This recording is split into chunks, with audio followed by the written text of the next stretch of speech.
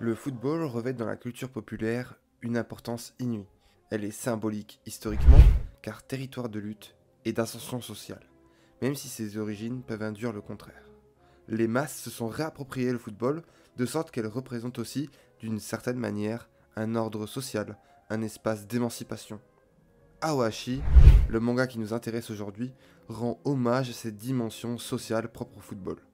De telle façon que ce sport devient la matrice du langage et des interactions au sein d'un collectif. Le football est à la fois un contexte, mais aussi une identité. Aujourd'hui dans Nihonbashi, nous allons donc nous poser cette question. Comment Awashi décrit-il les dynamiques sociales au sein d'un collectif de football? Il faut d'abord voir le football comme un langage. Le langage se définit ici comme la langue parlée, ici la balle. C'est-à-dire que derrière une passe, un centre, un contrôle, un dribble, une course en ballon, il existe une intention qui va donner sens à l'action. Une passe forte, par exemple, peut indiquer à celui qui réceptionne le ballon de jouer vite, ou alors une course en diagonale sans ballon permet d'attirer une somme de joueurs et de libérer un espace qui va obliger le joueur possédant la balle à s'y engouffrer. La connexion entre les joueurs est donc primordiale au football. Comprendre le geste de l'autre, c'est saisir son intention et poursuivre la bonne continuation de l'action dans le cadre collectif. Ensuite, il existe un second sens au langage. Le langage comme une expression de soi.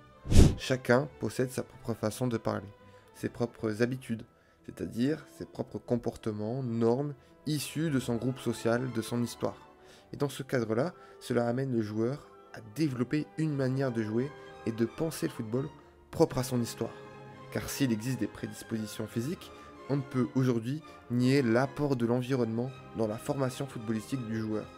Dans un cadre collectif, il existe une pluralité d'individus issus d'une pluralité de groupes sociaux, assumant une pluralité de cultures footballistiques. La problématique est donc de créer un tout cohérent, en gros un collectif, dans un espace social très hétérogène. L'objectif du club, c'est de créer une cohésion d'équipe totale, d'éviter la création de clans qui peuvent mettre à mal l'unité de l'effectif.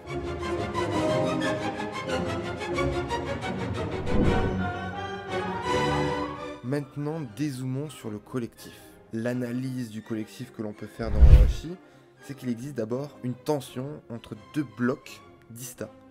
Un bloc où les joueurs sont issus du centre de formation et un autre issu des sélections.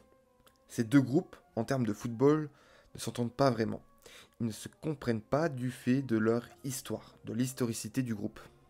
Les individus du groupe du centre de formation partagent la même sensibilité footballistique. Ils parlent le même football et pensent donc pareil. Leur entente est tellement organique qu'elle en paraisse presque naturelle. Mais de par cette liquidité, de leurs résultats et de leur aptitude physique, au-dessus des autres, ils ont été très peu mis en danger. Et donc très peu remis en question de leur conception footballistique. C'est formé alors un élitisme et une surconfiance en soi. Le groupe des sélections, quant à eux, est beaucoup plus hétérogène dans leur origine sociale, et du fait qu'ils sont extérieurs au groupe historique, ont dû s'adapter, s'intégrer, et sont mécaniquement un peu plus ouverts, sauf deux personnages, Aoi et Togashi. Ce sont tous les deux des joueurs beaucoup plus individualistes dans leur conception footballistique, qui tiennent donc à leur identité, du fait de leur passé où ils devaient prendre confiance en eux, s'imposer pour exister. Ce n'est pas de l'élitisme, mais de l'ego qui les sépare. Forcément ici, il y a une tension dans la manière de jouer au football. Cette tension est multipliée par une crise d'autorité. C'est là où l'entraîneur Nozomi joue un rôle central. De base, vu sa position sociale, hiérarchique, Nozomi devrait jouer le rôle d'autorité, presque naturel. Sauf que dans un but éducatif, Nozomi ne pose que des questions. Il fait office d'aide sans jamais affirmer une quelconque autorité sur les joueurs. Il a pour but l'autonomie concrète du collectif et déclenche cette crise d'autorité par son absence volontaire. La crise d'autorité signifie qu'il n'y a plus de dirigeant qui puisse imposer son modèle, sa pensée, son football. Tandis que l'autonomie du collectif signifie que le collectif n'est plus soumis qu'à sa propre autorité. Crise d'autorité dit lutte hégémonique, afin d'imposer son football, d'imposer son identité, d'imposer son autorité. Les contradictions au sein du collectif amènent à deux possibilités, celle de son implosion, et donc de l'arrivée d'une autorité qui va imposer son propre modèle, ou son dépassement, qui amène à son autonomie totale. Dans cette situation de crise, une ouverture et une prise de conscience se créent. Aoi ne se sent pas assez fort pour imposer son autorité, et les autres voient dans Aoi une force qu'ils n'ont pas. Un rapprochement se forme entre les deux groupes.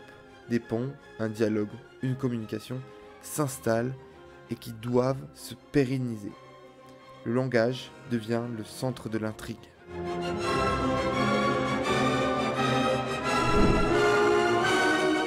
On pourrait penser que l'intention amène à la subordination d'autrui à soi. La façon dont on joue l'action peut obliger le joueur à jouer comme Aoi le veut par exemple. C'est un peu plus complexe que ça. Dans le contexte d'Awashi, de cette crise de résultats, la survie du sujet dépend de la survie du collectif.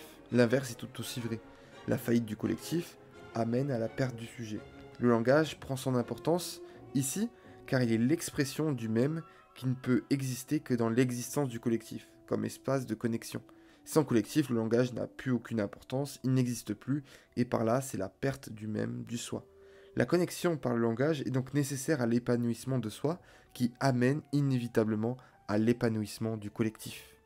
La possession du corps par autrui est donc une condition sine qua non à l'émancipation de soi. Quand Aoi écoute une passe et bouge en fonction de son coéquipier, il ne se soumet pas à autrui, mais au collectif qui, à son tour, l'émancipe. C'est une situation très paradoxale. Il faut comprendre que la situation de domination n'existe pas, car l'un comme l'autre utilise les uns comme les autres. Chacun possède des qualités qui doivent s'exprimer pour eux. Ainsi, elles s'expriment dans le sens du collectif, qui va s'en retrouver renforcé. Le sujet n'est jamais mis dans une position où il ne peut s'exprimer. Au contraire, le joueur qui se connecte au sujet saisit déjà son identité et le met dans les meilleures conditions pour lui permettre à tous les deux de pouvoir jouer. L'intention se fait donc par consentement.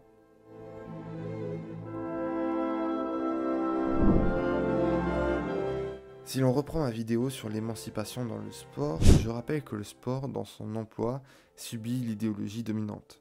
L'exercice de ce sport se structure au travers de l'idéologie managériale, entrepreneuriale. Le sport est donc l'affaire d'une aliénation.